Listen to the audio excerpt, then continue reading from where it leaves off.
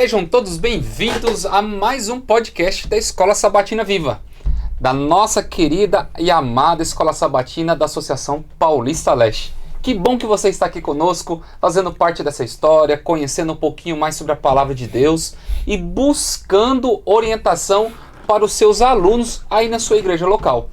Bem, se você está aqui conosco é porque você já conhece um pouquinho o nosso canal. Então eu quero te pedir que você possa divulgar isso para os seus amigos, seus alunos, para que eles possam ir lá no canal do YouTube, @paulistaleste, para que eles possam se inscrever e receber as notificações aqui do nosso programa. Temos também aqui o estudo, nosso periódico, que é sobre a carta de Efésios. Você não pode ficar sem esse estudo. Se você não tem ele de uma forma física, nós vamos tentar te ajudar a recebê-lo de uma forma virtual, da melhor maneira possível. Nós queremos te ajudar a você ter uma comunhão com Deus. Então não fique sem o estudo deste trimestre. E eu tenho aqui também, na nossa presença, nossos amigos, nossos queridos. Temos aqui o pastor Robson, lá do Tremembé, da Zona Norte aqui de São Paulo. Pastor Robson, manda um abraço pro teu povo aí, querido. Um abração para todos, é uma alegria nós estarmos aqui mais uma vez, mais uma semana para poder estudar a Palavra de Deus juntos e com esses amigos maravilhosos aqui. Deus nos deu a alegria de conhecer, de estar juntos aqui nesse estudo. Amém. Temos aqui o pastor Daniel Manetta, lá das terras longínquas de das Franco terras da Rocha. montanhosas de Isso. Franco da Rocha. Oi, gente, sejam bem-vindos. Passa aí pro pessoal, assistam, compartilhem e estamos juntos mais essa semana aqui. Amém. Temos também o pastor Giovanni Teodoro, lá do Jardim das Oliveiras. Muito obrigado por estar aqui, nosso querido. Que Deus te abençoe poderosamente. Mais uma vez, obrigado, pastor Leonardo, e também agradecer aí e também saudar aí os irmãos do Jardim das Oliveiras, distrito aí de uma galera muito abençoada e especial. Amém. Bem, queridos, nós vamos falar sobre o segundo tema da nossa lição, que é o grandioso plano divino centrado em Cristo. E para nós começarmos o estudo da Palavra de Deus, quero convidar a você e os nossos amigos a nos reunirmos em uma oração agora. Pastor Daniel, pode orar por nós? Bora. Oremos. Senhor, aqui nós estamos reunidos para ouvir a Tua voz através da Bíblia, a Tua Palavra. Amém.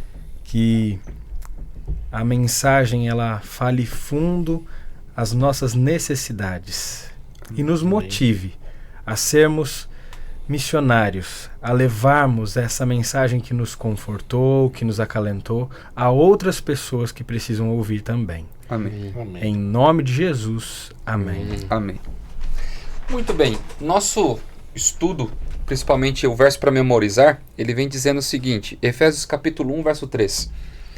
Bendito seja o nosso Deus e Pai de nosso Senhor Jesus Cristo, que nos abençoou em todas as bênçãos espirituais nas regiões celestiais em Cristo. Paulo, ele começa a iniciar a carta de Efésios com uma majestosa nota de agradecimento a Deus, louvando a Deus a respeito pelas bênçãos derramadas, das coisas essenciais da vida, e também ele fala sobre um traje especial para a vida de um cristão, a respeito sobre como que nós devemos nos portar diante de Deus e qual é a verdadeira religião no contexto, as religiões celestiais. Como que nós podemos aqui vivenciar esse contexto sobre esse grandioso plano divino centrado na pessoa de Cristo para a nossa vida? Como que nós podemos transmitir essa mensagem para os amigos que nos assistem? Eu percebo que nós devemos nos achegar diante de Deus com um espírito de louvor e adoração. É isso que Paulo está transmitindo para a gente. A nossa tendência natural é chegar diante de Deus já com os nossos pedidos, com as nossas angústias. Não quer dizer que a gente não possa chegar diante dele com isso e colocar isso para que ele nos ajude a resolver ou resolva essas questões. Mas o nosso primeiro passo, acho que diante de Deus tem que ser, a nossa vida tem que ser uma vida de louvor, de adoração. Isso faz toda a diferença. Me lembro que quando pequeno, alguns dias estava ali em casa, né, fazendo as atividades, e aí começava a reclamar. E minha mãe conta que eu reclamava demais, que eu era muito reclamão. Então ela fez um sistema que cada reclamação que eu falasse, eu tinha que falar 5 louvores a Deus, 5 bênçãos de Deus, né? Louvar e agradecer a Deus por 5 coisas. E com o tempo, isso foi fazendo um efeito muito positivo na minha vida, né? Porque eu pensava 2 vezes antes de reclamar de alguma coisa, eu falei, vou ter que achar outras coisas para louvar a Deus. E isso fez bem para mim. A gente tem que louvar mais e adorar. E Paulo começa, né? Ó, bendito seja Deus. Amém. Né? Realmente, pastor, a gente nota que a gente precisa agradecer mais. A necessidade de demonstrar gratidão, ela é real e necessária em tudo, em tudo. Ninguém gosta de estar perto de alguém que só reclama. Ninguém gosta de conviver com alguém que vive só ressaltando aquilo que de pior tem na vida. E da mesma forma, na nossa maneira de adorar a Deus, nós precisamos começar contando as bênçãos, como diz o hino. Pastor Robson. Eu vejo aqui uma oportunidade muito especial de louvarmos a Deus por saber que em algum momento da nossa vida o Evangelho nos alcançou. E se a gente para analisar essa oportunidade ela é carregada de bênçãos. É verdade. Bênçãos espirituais. Nós costumamos avaliar como bênção só a parte material. Pode ser que a parte material tenha sido abençoada também. Mas Paulo está falando aqui de bênçãos espirituais. Bênçãos que vêm com a aceitação de Cristo na nossa vida. O que o Cristo fez na nossa vida, o Espírito Santo ele confirma e nos faz então desfrutar dessas bênçãos ao longo da nossa vida.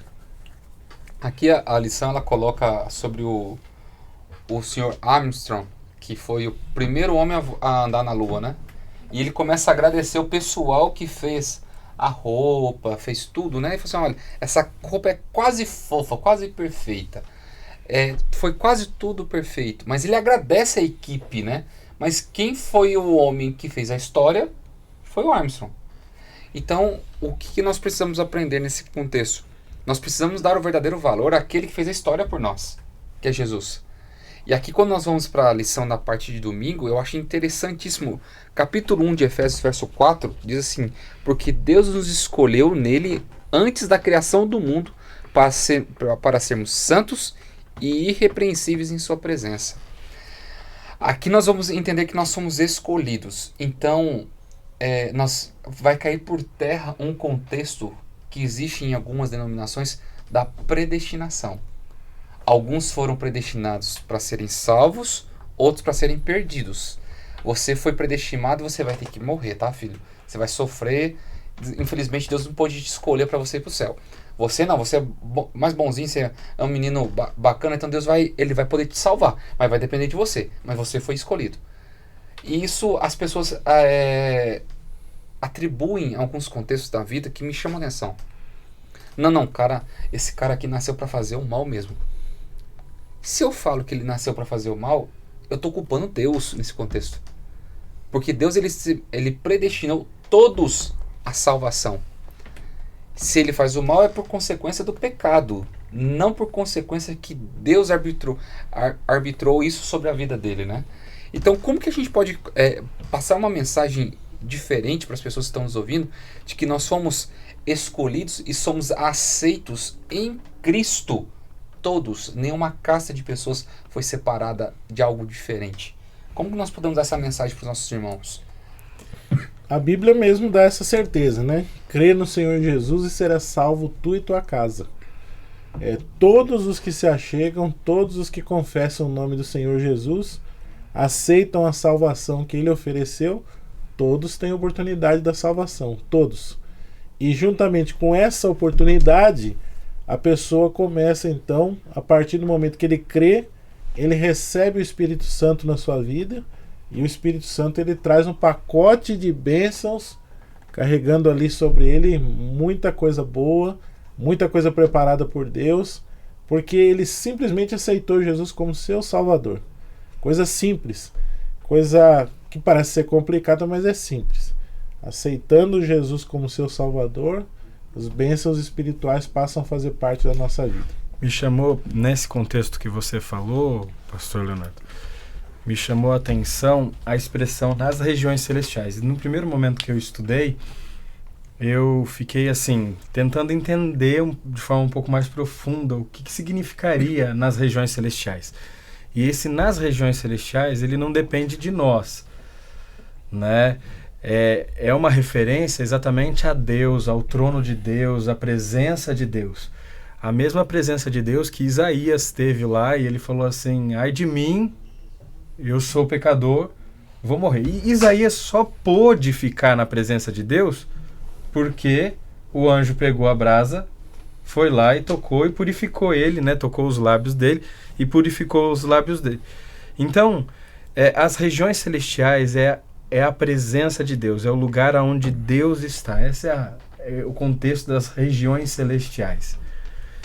E aqui é mencionado que nós somos introduzidos nessas regiões celestiais, somos colocados ali. Então, nisso eu consigo enxergar essa aceitação de Cristo, essa escolha, né? Ele envia o Espírito Santo, esse Espírito Santo vem trabalhando em nós com muitas bênçãos, como diz o verso 3 aqui, né? E nos abençoou com todas as bênçãos espirituais. A palavra espirituais é a mesma etimologia aí para mesma etimologia não, o mesmo termo usado, né, para o Espírito Santo. Então, isso. O Espírito Santo vem nos abençoando e agora Deus nos acolhe em seu trono, na sua presença. Deus nos acolhe na presença dele. É por isso que Hebreus, né, Paulo traz em Hebreus aquela acheguemos com confiança, né, em Hebreus capítulo 4, até o trono da graça. Então, Deus, ele nos escolhe, nos aceita, nos abraça. Eu gostei demais disso quando consegui entender, né, essa questão das regiões celestiais. Um detalhe que me chama a atenção neste dia é dito que os primeiros versos, e a gente nota isso do capítulo 1 de Efésios, Paulo ele faz ali uma introdução das bênçãos que nós recebemos por meio de Cristo Jesus. E o guia da lição usou uma frase interessante aqui, dizendo que contém linguagem inspiradora sobre como Deus nos vê em Cristo. E é interessante isso, porque é fato, Deus ele deseja que todo ser humano seja salvo. E o ser humano só não vai ser salvo se ele escolher não ser. Mas a partir do momento que nós escolhermos a salvação pelos méritos de Cristo Jesus, nos apegarmos a Ele, isso vai mudar a forma como Deus enxerga o pecador, de certa forma. Deus ele ama todos, mas é como se agora, diante da nossa salvação, diante daquilo que Cristo fez por nós, ele olhasse para nós com uma visão diferente. Cristo é o filtro pelo qual Deus enxerga o pecador. E assim, talvez alguns podem se olhar no espelho e não gostar do que vem. Talvez por várias razões, mas falando de forma mais íntima, não gostar do ser humano que é. Mas a partir do momento que nós confessamos os nossos pecados a Deus, que nós entregamos a nossa vida a Ele, isso muda a forma como Deus nos enxerga. É aquela situação, né? Você não conhece alguém e aí essa pessoa encontra com você e talvez você olhe para ela e não dá muito valor, né? Você... quem será, né? E uma pessoa normal. Mas daí fala assim, não, ele é filho de fulano de tal, alguém muito importante. A própria visão sua daquela pessoa já muda, né? Na hora. Sim. O jeito de tratar, né? Não deveria, né? Mas a gente faz isso, né? A gente muda a forma de encarar aquela pessoa. E com Cristo eu enxergo assim também, como você falou, né? E Paulo coloca isso. Antes, quem éramos, né? Escravos do pecado. Ninguém, né? Agora, com esse filtro, quem ele é? Filho do Rei do Universo, né? E é onde nós entramos no contexto da lição de segunda-feira, que é uma redenção cara e um perdão abundante. Ellen White, ela fala no livro Ciência do Bom Viver que se a vida do ser humano custasse mais do que a vida do Filho de Deus, os céus estariam em dívida com a humanidade. Porque o que ele tinha de mais precioso, ele deu para resgatar o ser humano. Então, o preço que foi pago foi muito caro. Mas foi pago por quê? Deus devia alguma coisa a Satanás? Ele devia obrigação? Essa é a questão que nós precisamos entender. Que para ter redenção tem que ter perdão. Então o preço foi pago pelo próprio Deus para Deus. É ele mesmo. E é a mesma coisa de uma pessoa ter entrado na sua casa, ter roubado você, matado teu filho e de repente teve um flagrante. A polícia vai, prende a pessoa, é sentenciada e o juiz diz, olha, ele vai ter uma pena de morte. Daí você, que sofreu tudo isso, fala assim, não, juiz, por favor, eu vou pagar a pena por ele. Parece louco, é incabível isso, porque ele fez isso. Daí você vai se levantar assim, não, eu vou pagar o preço porque ele matou minha família. É mais ou menos o que Deus fez. O ser humano pagou, pecou, chegou na hora de executar a morte eterna, Jesus se levanta e fala assim, não, peraí, deixa, eu vou morrer por ele. A justiça, ele paga o preço, né, da justiça para ele mesmo, né? A misericórdia é o pagamento da justiça. Não sei se eu consegui. Não, sim, mas é que a liberdade para o ser humano ele vai ter um custo extremo nesse contexto. Você quer ser livre. Para ter liberdade, você tem que ter um preço a pagar. Você quer andar, você quer dirigir, tem que pagar pedágio, tem que passar por boas pistas, você tem que pagar o licenciamento do teu carro. Você não é dono das coisas que você tem, primeira coisa nessa terra, né? Ah, eu sou dono. Ah, fica sem pagar o IPVA do teu carro, só se você passar numa blitz, você não vai pro pátio, você fica sem ele.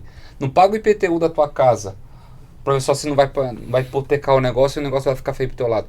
Então, assim, o ser humano, ele quis adquirir algumas coisas, mas o preço quem teve que pagar foi Deus. E às vezes isso não entra na nossa mente, nós achamos que foi algo singelo, foi bonito que Deus fez por nós. Não foi bonito, foi algo redentivo. Jesus, ele pagou o preço do nosso pecado do passado e por aqueles que nós vamos cometer ainda um dia. Aqui a gente vê um contexto também de um mundo afundado no pecado a ponto de nós sermos chamados de mortos-vivos, né? Mortos em Cristo, mortos nos nossos pecados. E quanto mais pecado, mais a graça de Deus ela cobre todas essas questões. Quando a gente nota essa palavra redenção, no contexto bíblico é muito associado à escravidão. Então, geralmente, essa palavra que no original era atribuída a casos onde escravos eram libertados e presos também recebiam ali a sua liberdade mediante essa redenção. E isso é aplicado à redenção que Cristo provoca em nossa vida. Isso muda o nosso status. Até uma citação interessante aqui, ser redimido é ser tratado como pessoa e não como objeto. E isso a gente nota, e talvez em algum momento da nossa jornada você tenha se sentido tratado como um objeto. Isso é fato, isso é da convivência humana. Infelizmente isso, devido ao pecado, acontece. E muitas pessoas hoje se sentem e acabam sendo tratadas como objeto. E de que forma? Às vezes, como uma pessoa, um meio para alcançar um fim. Às vezes pessoas se aproximam de nós ou assim por conta desses motivos. Ou como alguém simplesmente para saciar um desejo. Infelizmente, existem hoje inúmeras formas como pessoas têm se sentido e sido tratadas como objetos. Mas Jesus Cristo veio para mudar tudo isso. Ele veio para, de fato, nos ajudar e nos mostrar que nós somos seres humanos extremamente amados por Deus. Isso muda tudo. O pastor Giovanni lembrou um detalhe interessante aqui. Nós somos tratados como pessoas, não como objetos, né? Lembrou muito bem aqui. E a graça ela é tão grande E Deus, isso mostra que Deus não vê ali um objeto que daqui a pouquinho você enjoa daquele objeto, você quer outro, quer trocar por outra coisa. Não, é uma pessoa que tem problemas, que tem defeitos, tem falhas e precisa ser alcançado pela graça de Deus. E a graça de Deus, ela é tão grande, ela é tão maravilhosa, que, lembrando bem as palavras aqui do pastor Leonardo, Deus não pagou nada para Satanás, não deve nada para Satanás. É uma coisa que a gente deve ressaltar também. Deus não pagou nada para Satanás, ele pagou para suas próprias exigências, aquilo que a lei exige, aquilo que representa o caráter de Deus. Então a graça de Deus cobre todas essas coisas. Amém. Amém? E esse é o grandioso plano divino que foi centrado em Cristo, né? Que foi traçado desde a plenitude dos tempos. E aonde nós entramos aqui no contexto da lição de terça-feira, que fala sobre o mistério da sua vontade, o seu propósito, um plano de plenitude dos tempos. Deus, ele fez unir todos os planos em Cristo. O pecado adentrou ao mundo por um só homem, mas a graça foi superabundada através de um ser apenas também, Jesus. E como que a gente... Se não fosse assim, Deus seria injusto, né? Alguns usam o argumento assim, né? Foi culpa de Adão, foi culpa de Eva que o pecado entrou no mundo, né? Eu não tive nada a ver com isso, né? Mas a nossa redenção também veio por intermédio de um, né? Então, se não fosse Cristo, Deus seria injusto. Agora, ele coloca Jesus nessa posição, né? É algo maravilhoso, assim, porque quando nós entramos aqui na parte da lição, ela continua dizendo assim: Paulo anunciou a unidade em Cristo como grandioso e divino objetivo para o universo. Não é só para o planeta Terra, é para todos os cosmos. E ele continua dizendo assim: Deus iniciou o seu plano de unificar todas as coisas, fundamentado na morte, na ressurreição, na ascensão e na exaltação de Cristo. Se nós pregarmos o contexto da salvação fora disso, porque ele coloca que o plano de Deus iniciou o plano de unificar todas as coisas na morte, na ressurreição, na ascensão e na exaltação de Jesus. Não foi em cima de um ser humano, não foi em cima de um poder religioso, não foi em cima de uma influência humana, não foi em cima de nada que venha da mentalidade humana. O que dependa do ser humano, né? Porque a salvação de uma criatura não pode depender da outra. E você vê que nós estudamos na lição anterior, do trimestre anterior, a tentativa de Satanás em querer mudar o propósito de Deus. Tirar a vinculação da salvação em Cristo para colocar em cima do ser humano e as mudanças que o ser humano poderia fazer em cima de Deus. E aonde que nós entramos nesse contexto que a igreja, ela sinaliza poderes tanto divinos como malignos. Porque se a igreja opera por Deus, vai fazer prodígios divinos. Se ela é guiada por mãos humanas, com pensamentos humanos e não divinos, vai operar coisas malignas. Como que a gente pode tentar ajudar essas pessoas que estão nos ouvindo aí a entender que a sua fé, ela está sendo operada em poderes divinos ou em coisas do homem para questões malignas? Como nós estávamos dizendo aqui agora há pouco, Cristo é o centro de todas as coisas. O centro da nossa vitória, o centro da nossa salvação. No passado tudo apontava para Jesus e no futuro tudo lembra Jesus. Então Jesus é o centro de todas as coisas e nós precisamos levar as pessoas a entender que sem Jesus não há como acessar esses lugares celestiais que nós acabamos de falar agora há pouco. Jesus é o único caminho, é a única maneira. Jesus é a única oportunidade que uma pessoa tem de acessar esses lugares celestiais.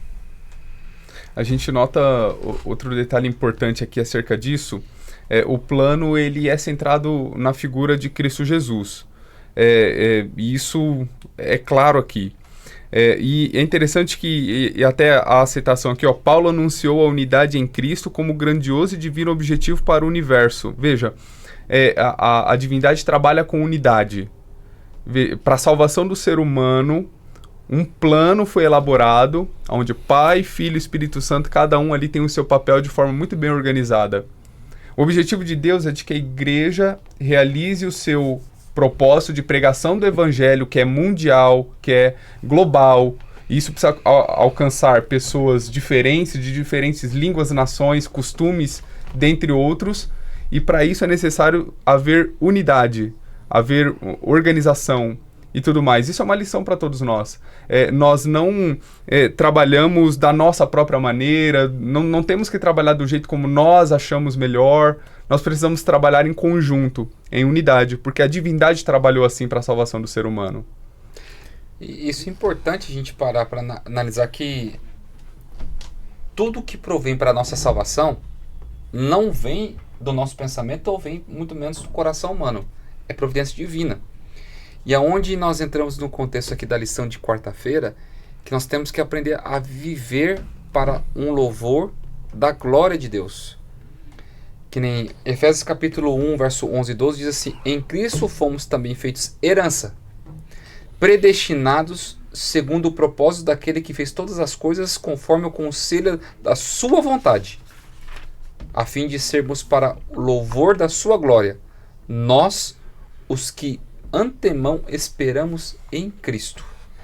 Aqui é usada uma palavra no começo, eu acho muito interessante. Nós fomos feitos herança. Existe diferença entre herança e você conquistar algo. Tem pessoas que conseguem bater no peito e falar assim: não, eu estou salvo. Eu sou salvo. Aí eu acho que você parte da presunção para o contexto de uma conquista. Agora, eu falar eu serei salvo é porque estou condicionando a um propósito, que eu vou receber isso. E nós somos agora enxertados à videira verdadeira e recebemos a herança de sermos agora, de podermos ser salvos. Herança você só recebe depois que alguém morre, ok? Se você recebe antes é por algum contexto familiar, alguma coisa que você pode analisar. Mas nós recebemos uma herança na morte de Cristo. Cristo ele já morreu. Ele já pagou o preço e já disponibilizou para todos o recurso da salvação. Que eu acho méritos, assim, né? O mérito. Já foi feito, homologado o testamento de tudo. Já foi feito tudo aqui. E já se cumpriu o prazo para que esse inventário possa ser... Foi passado aos seres humanos. Olha, você recebeu esta herança. A herança é se você se manter firme nos propósitos de Deus, se você viver na plenitude da presença de Deus, você vai ter uma vida eterna. Como que isso é importante a gente levar para as pessoas? Olha, nós pegamos aqui, né, e vemos uma via de mão dupla. Você falou aqui, nós recebemos essa herança, os méritos de Cristo. E aqui nós nos tornamos agora a herança dele. Eu gostei da frase que diz assim: o crente ele não é uma vítima de decisões arbitrárias, aleatórias, de diferentes deidades ou poderes astrais, né? Eu estava vindo aqui para a gravação e o rádio ali do carro do motorista de aplicativo estava lá falando do horóscopo, né? E aí, ó, você que é de tal e tal data, você vai hoje ter sucesso nos negócios, você vai fazer isso, olha, você vai assinar um contrato, fique esperto e tal. E aí eu fiquei pensando assim, né, será que nós somos realmente vítimas? Não, né? Somos vítimas, né, dessas decisões arbitrárias do universo? Né? Não. Nós recebemos essa herança e temos a possibilidade de escolher. Nós queremos essa herança? E isso vai determinar a nossa vida. A graça de Cristo vai agir. Então o sucesso não vem por causa da data, dos astros, das coisas que estão acontecendo. O sucesso vem de nós estarmos centrados em Cristo, de aceitarmos a herança dele, e agora, aceitando essa herança, eu me torno a herança dele, né? E aí, nesse contexto, a gente consegue a explicação da predestinação. Ou seja, Deus predestinou, é igual você falou do testamento. Deus fez um testamento para nós, antes da fundação do mundo. Ele colocou assim: eu dou a salvação para todos os seres humanos. Colocou o testamento lá. Jesus morreu. Todo mundo que está lá escrito no testamento recebe, mas nós precisamos aceitar nessa herança. Então eu aceito que meu nome está lá no testamento, eu aceito. Eu entendo essa questão da herança da seguinte maneira. Herança tem muito a ver com identidade. Então pode ser que essa seja também uma das ideias aqui que Paulo está tentando passar para a igreja, no sentido de responder algumas perguntas básicas. De onde você veio, aonde você está, ou para que você está, qual o propósito de você estar aqui e para onde você está indo. Então ele está dizendo assim: olha, vocês vieram, vocês receberam um presente de Deus que foi a salvação. No presente vocês têm que viver de acordo com esse presente que vocês receberam, a graça, a salvação, perdão dos pecados, a redenção. E esse presente, vivendo ele agora, ele conduz vocês para alguma coisa no futuro, para a consumação desse processo de salvação no futuro. Então vocês precisam entender de onde vocês vieram, o que vocês estão fazendo aqui, para que vocês estão aqui e para onde Deus quer conduzir vocês no futuro. É bom também perceber que Paulo ele quer deixar muito claro qual é a identidade do cristão. O fato é, nós temos uma enorme herança para receber. Vida eterna, a salvação, conviver na eternidade. Isso é inimaginável para nós hoje, de certa forma. Só a palavra de Deus mesmo para deixar isso claro para a gente. Mas, ao mesmo tempo, é claro que nós também não só temos uma herança a receber, como nós somos a herança de Deus. Nós precisamos ter a correta noção do nosso valor aos olhos de Deus. Deus ele dá muito valor para nós. Porque eu ouvi isso e digo isso com certa frequência, de que todos nós custamos o sangue de um Deus, o sangue de Jesus Cristo. Então o nosso valor está aí. Nenhum dinheiro pode, de fato, nos trazer essa noção. Nós valemos o sangue de Cristo. Valemos muito diante de Deus. E as bênçãos que a gente recebe agora, né? Sendo a herança, nos tornando a herança de Deus, as bênçãos que a gente recebe agora, elas são apenas a primeira parcela, né, de muitas que virão se nós continuarmos firmes, né, como Paulo coloca aqui. E eu preciso falar algo para você aqui que está nos assistindo. Como o pastor Giovanni disse aqui, o pastor Daniel e o pastor Robson, nós recebemos uma herança e nós também somos a herança de Deus. E quando nós nos tornamos uma herança de Deus, eu tenho que pensar qual é o testemunho que eu estou dando, quais são as palavras que eu estou dizendo, o tipo de pensamento que eu possuo e como é a condição da minha vida. Não adianta eu pensar que eu sou cristão só quando eu estou da porta da igreja para dentro. E aqui eu quero trazer uma mensagem de alerta para você. Cristão, ele tem que parecer ser cristão todos os dias. É no trabalho, é no esporte, é numa academia, na tua convivência do dia a dia. Porque é muito bonito, é mais fácil eu ser cristão dentro da igreja, onde todo mundo está indo buscar Deus em um momento com um propósito. O problema é quando eu vivo o meu dia a dia. Será que eu consigo ser cristão quando eu estou no trânsito? Quando alguém dá uma fechada? Será que eu consigo ser cristão quando alguém vai lá e fala mal de mim? Será que eu consigo ser cristão quando alguém é desonesto comigo? Eu consigo fazer as coisas para a honra e glória de Deus? Ou eu me torno uma pessoa comum e quero viver o meu senso de justiça e não o senso de misericórdia e graça de Deus? É isso que eu quero trazer para você aqui. Porque quando nós vivemos uma vida para a glória de Deus, nós somos selados e garantidos pelo poder do Espírito Santo, o que a lição de quinta-feira vem trazendo para nós. Paulo, ele usa essa metáfora do selo, que é a presença do Espírito Santo. Ela acontece diretamente no momento da conversão do ser humano. Nós precisamos viver o processo não de convencidos de uma mensagem, mas de convertidos pela mensagem, né? E Paulo, ele fala a respeito sobre esse selo, que é uma vida para a redenção da glória de Deus, de uma verdade maravilhosa, dentre outras coisas.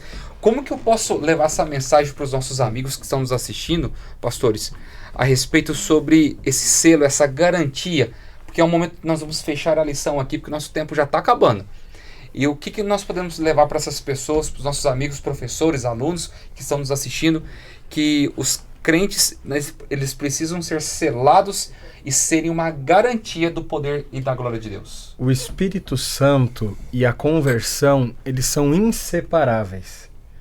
Então, alguns, acabam pregando aí um batismo do Espírito Santo após uma conversão, depois de algum tempo. Não, a gente vê claramente por Efésios aqui, a carta aos Efésios e outros textos da Bíblia que esse selo, ele vem ali, a pessoa recebe a graça de Cristo, ela recebe o poder do Espírito Santo. O selo de Deus ali na vida dela é também o Espírito Santo.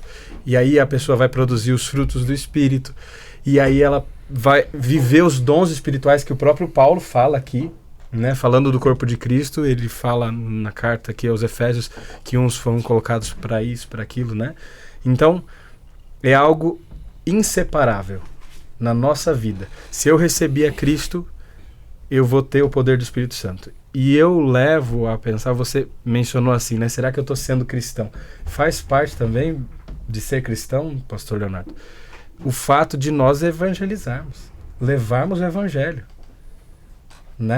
Pedro, os apóstolos recebem o Espírito Santo e eles fazem o quê? Pregam. Então, eu preciso ser cristão, e se eu sou selado como cristão com o Espírito Santo, eu vou pregar. Eu não vou só ser uma pessoa amorosa, bondosa, um bom exemplo, fazer as coisas certas, movidos por esse poder do Espírito Santo, mas eu vou também pregar, estar ativo na pregação do Evangelho. Ao mesmo tempo, a gente percebe que a pessoa do Espírito Santo nisso, ela é fundamental, nesse ato de pregar, nesse ato de falar. Ele está envolvido em tudo, porque ao mesmo tempo em que ele está conosco no ato da conversão, que é por causa dele que nos convertemos, da influência dele, ao mesmo tempo é ele quem nos dirige com dons e bênçãos do crescimento para nos fazer aí, então, pregar.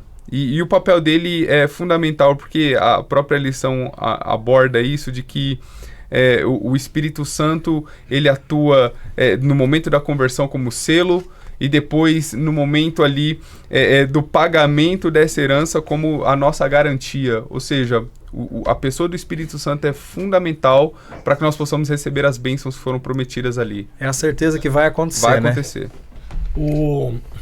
O Espírito Santo aqui, ele é como o pastor disse, uma garantia daquilo que já foi feito, daquilo que você recebeu. Eu comparo assim como se fosse uma escritura ou um documento importante que você precisa levar no cartório, e chega no cartório, está tudo ali, todos os seus benefícios, todas as suas vantagens estão ali, e agora o Espírito Santo seria aquele selo do cartório que vem e confirma, dá autenticidade para aquilo que está, as bênçãos que estão ali na escritura que você recebeu. Ele vem, carimba na sua vida, garante que tudo aquilo é verdade, tudo aquilo é possível, você é dono daquilo. Reconhece firma. O Espírito Santo, ele vem para fazer esse trabalho também na nossa vida. E quando isso? Você ouve, aqui ele coloca uma sequência: ouviram, creram e foram selados. Então a Bíblia diz também que quando nós cremos em Jesus, nós recebemos o Espírito. A ideia de que nós podemos, por meio do Espírito Santo, ter uma antecipação da vida futura é impressionante disso também. É claro que a eternidade é um momento único, indescritível, mas por meio do Espírito Santo nós podemos experimentar parte dessas bênçãos hoje também, parte dessa herança. É uma bênção quando nós podemos ouvir uma mensagem verdadeira de fé e esperança para levarmos ao coração das pessoas. Infelizmente, existem equívocos em algumas denominações falando que se você não é abençoado, você não está com o Espírito Santo. Se você não fala em línguas, você não quer dizer que você não recebeu o Espírito Santo. Se você não prospera, se você não está dentro da bênção de Deus. Eu quero falar para você aí uma última mensagem para nós terminarmos aqui. Na vida de um cristão, o sofrimento nunca é somente um ponto final. Ele sempre vai ser uma vírgula. Nós sempre vamos passar por dificuldades. Mas queira passar todas as suas dificuldades e lutas nos braços do Senhor, do que você se encantar com os beijos de Satanás. Que você venha ter uma vida na presença do Senhor, viver na plenitude da graça e da misericórdia desse Deus maravilhoso.